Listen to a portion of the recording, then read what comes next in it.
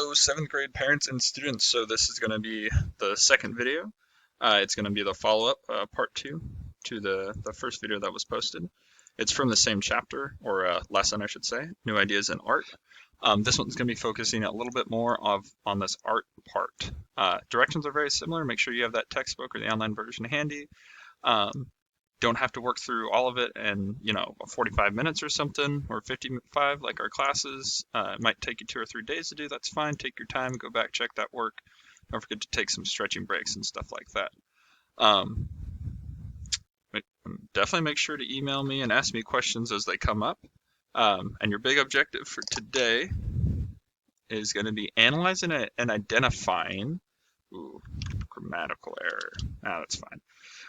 Analyze and identify differences between medieval ages style paintings and Renaissance style paintings, or artwork, I should say. It's actually better because we're really looking at, it's not just paintings, we'll see some sculptures and stuff, especially if you guys are tuning in today for the 7th grade history meeting. I'll be showing off lots of different kinds of artwork. All right. So this assignment is actually going to be 15 points. There's a big thing at the end that I wanted to make sure was worth a lot of points. And be looking for the green highlighted things. Just like in our class, not every question will be worth points. But keep in mind all these questions from before are building your understanding, like the foundation, before you get to the more kind of not so, like the deeper thinking questions are going to be worth some more points. Okay. So day 1 is going to be Italy's Renaissance artists. You want to turn to page 374. Like we've done a couple times, read the first 2 paragraphs first under the section Italy's Renaissance Artists, so like the little introduction, and then quote one sentence that stood out to you from this section. So one thing that you saw that you're like, oh, that's interesting, or oh, I'm curious about that. So go ahead and quote that. And then you're going to read the section, what new styles did artists develop? So this is more about the actual artworks itself. And then in your own words, how did Renaissance painters produce natural, realistic paintings? There's not just one specific answer for this question. Make sure so keep that in mind. It's not like there's not one answer. You just got to make sure that you're covering how did they create these natural, realistic paintings. Make sure you explain in your own words and write at least 2 sentences. And next, there's some charts. You can obviously make them a little bigger as you're typing. That's totally fine with me.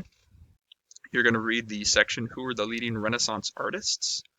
Then you're going to complete the chart below by following the specific directions. In this first column, you're just going to tell me the 3 artists that it talks about. In this one, you're just going to tell me some important works, so things that they worked on. It can be a phrase, so it can be the name of something they worked on, or it can be the project, like the bigger idea, because not all the things that the Renaissance artists made had like a specific name. Some of them were like the artwork on the ceiling of this church. Okay, that's actually a hint for one of the answers here. And then lastly, quote one full sentence about important details about the artist. So anything that stood out to you, kind of like what we're doing out here or up there. Okay. And then next, so as you're reading, the third artist will be on the back page of who were leading Renaissance artists. So make sure you read both those pages. And there's going to be a quick little like paragraph about some of the things that women were doing during this time, and women's roles start to change. And I want you guys to take note of that because that's important when we're talking about how societies change and stuff like that. The text lists one of the female artists of the Renaissance, so type her name, just like we're doing up here. Quote the sentence explaining the important things that she worked on, which it's important because she made a lot of them. Not just one stands out when we talk about it, but she did a lot of work. And then why do you think that is important in history? So why do you think it is important that she was doing these works? All right. So day 2 is going to be focused on what we call the Northern Renaissance. And then the last part is going to be this, which we'll get to in a second. So the Northern Renaissance, this is because from up to this point, we're mostly talking about Italy. Now we're expanding outside of Italy. And so the very first thing you're going to do is read that section called the Northern Renaissance and then list the places. It doesn't have to be a full sentence. I believe they're all in one sentence. So if you want to quote it, that's completely fine. I think it lists about 4 places that are important when we talk about the Northern Renaissance. Number 10, you're going to quote 2 sentences, explain the accomplishments of Northern Renaissance artists. So 2 quotes, 1, 2, straight from the text. So accomplishments, things that they did.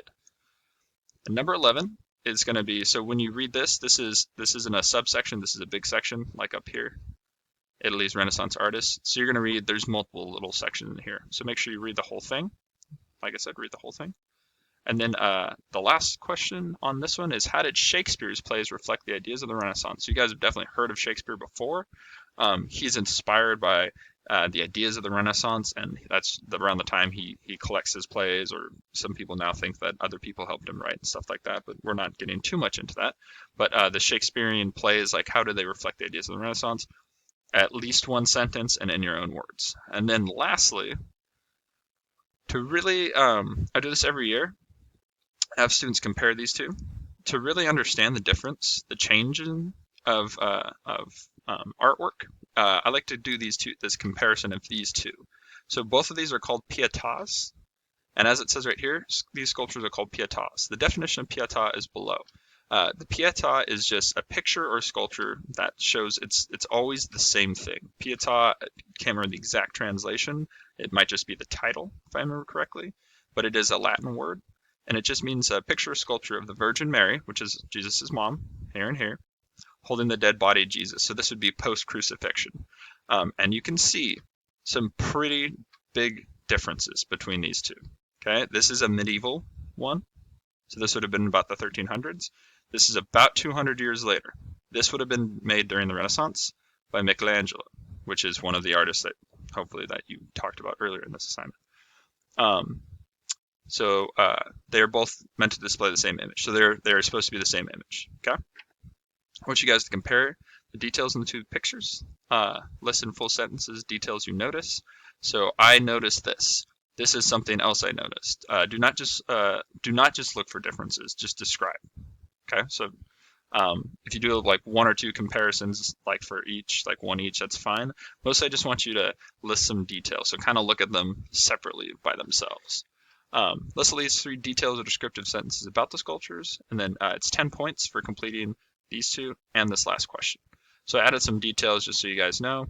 This is created from wood. This is created from marble. If you guys don't know what marble is, it's a very, it's on the softer side as far as stones go, but this is made from stone. Now really think about what you're looking at there, and this one is made from wood, and this one is made in Germany. This one would have been made by Michelangelo in Italy. Then last question, based on what you read about the Renaissance artwork, it should be more Renaissance artwork. That's fine. Sorry. Why? What should be why? Oh, geez, I got to go back and make sure that everyone knows that. Why is there such a difference in the two sculptures? I'll make sure to make a note of that on the assignments. Write at least 2 sentences and write in your own words. If you guys have any further questions, make sure to email me.